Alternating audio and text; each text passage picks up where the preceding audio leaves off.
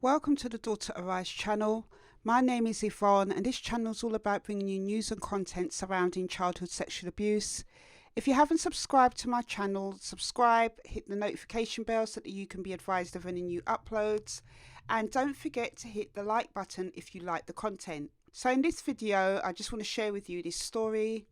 It is about a former BBC presenter named Benjamin Thomas who sexually abused 33 men and boys over 3 decades. His youngest victim was 11 years old and his oldest was 34.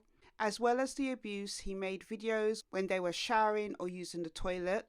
Thomas's dark secret lasted almost 30 years, beginning when he was 14 or 15 years old, said the judge at Moulds Crown Court in Flintshire.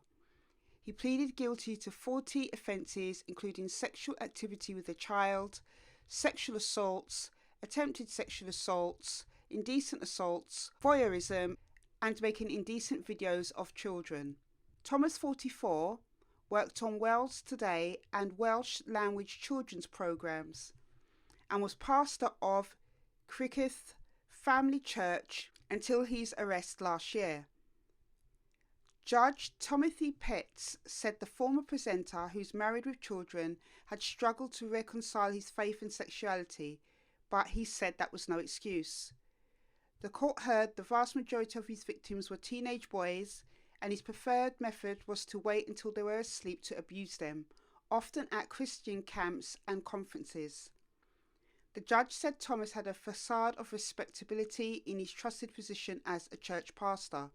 His abuse was revealed when one victim had the courage to come forward, and Thomas was reported to the police. When first interviewed, Thomas answered no comment, but 3 weeks later, he asked to be re-interviewed and confessed. Many of his victims were unaware they had been abused until they were traced by detectives, and not all were found. The judge who jailed Thomas for 10 years and 4 months said he would remain on the sex offenders register for life.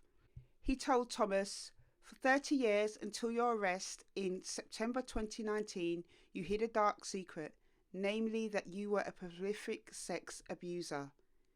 You knew the harm you have caused to your victims and the wider impact your crimes have had on your family and the church community." So that story is absolutely shocking to hear of the vast crimes that this man has been able to commit. Imagine being one of the boys or men that have had a police visit and knock on the door telling them that they were sexually assaulted or sexually abused many years or decades before. And it does remind me of some of the cases that you sometimes hear about where survivors feel that they've gone through something like sexual abuse but can't remember the details. So, this is absolutely shocking. It's shocking that he has had 30 to 40 years experience of sexually abusing men and boys.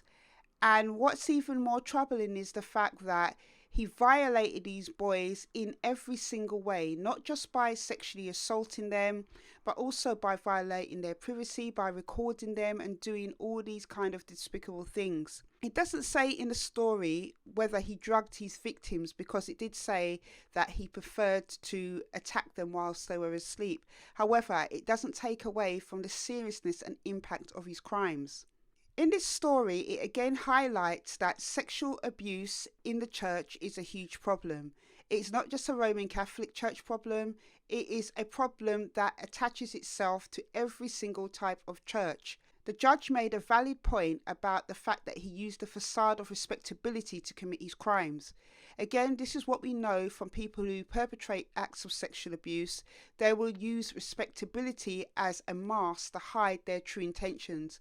That could be in churches, that could be in mosques, that could be doctors, nurses, scout leaders and pastors as well. They get themselves into these positions because people automatically attach high respect to people in those positions, and in most cases will never dream or think about questioning an allegation about somebody in these type of positions just because of their position and title. It never really occurs to a lot of people that paedophiles, perpetrators of sexual abuse, sex offenders deliberately seek out these positions not having any qualifications or any calling to be in them in the first place. I do think the sentence of 10 years and 4 months is not enough given the vast amount of crimes he committed. The only reason why a lot of the former victims were found was because he confessed to the boys and men that he abused.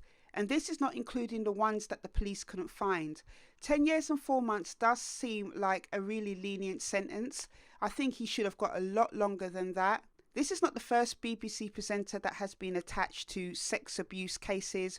We've seen quite a few of them over the years. One thing that really does stand out in this story, besides the horrific nature of this man's crimes and the vast impact and devastation that he has left behind, is that the courage of one has helped many.